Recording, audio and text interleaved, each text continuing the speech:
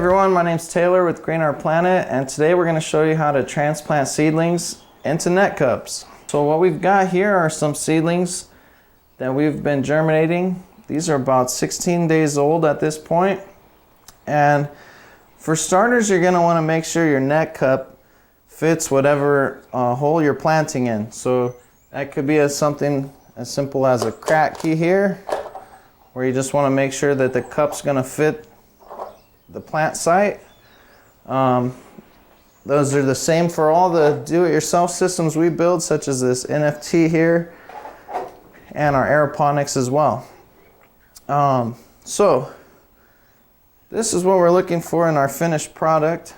Is our seedling is going to be at about the same level as the top of the cup is what I like to aim for. We're going to be filling this in with some clay pebbles.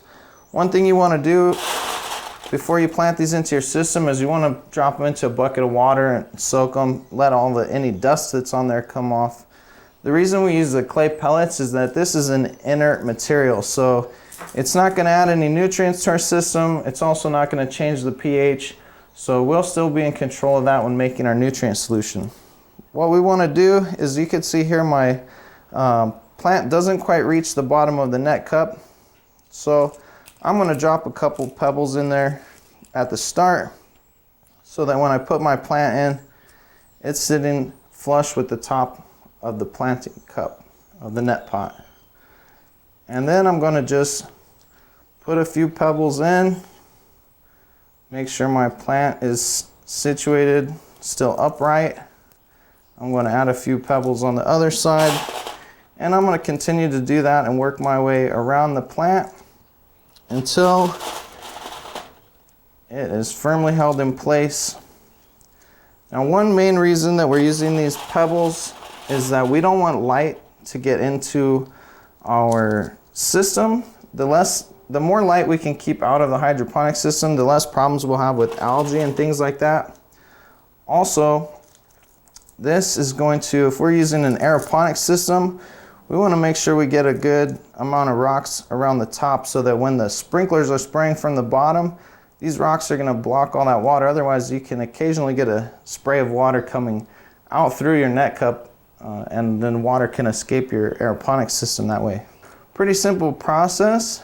We put our planting plug right in the middle.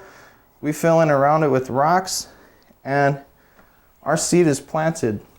One other suggestion is that if you're using an NFT system where water is going to be flowing past the roots and you're going to have just a thin film, you might want to actually put your planting plug in this net cup and start germination in the cup, so that by the time they reach this age, you have a good root that's already coming out the bottom that's going to dangle down into that film as it flows past, and that's going to allow the plant to survive.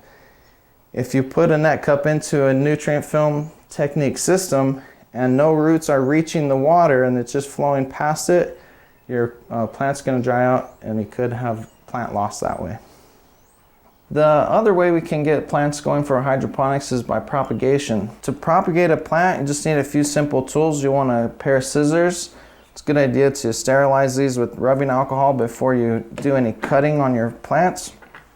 We'll want a net cup, 2-inch net cup, and this here is what's commonly called a cloning collar, and this will allow us to plant our cutting in the net cup without having the hydroton cubes around it.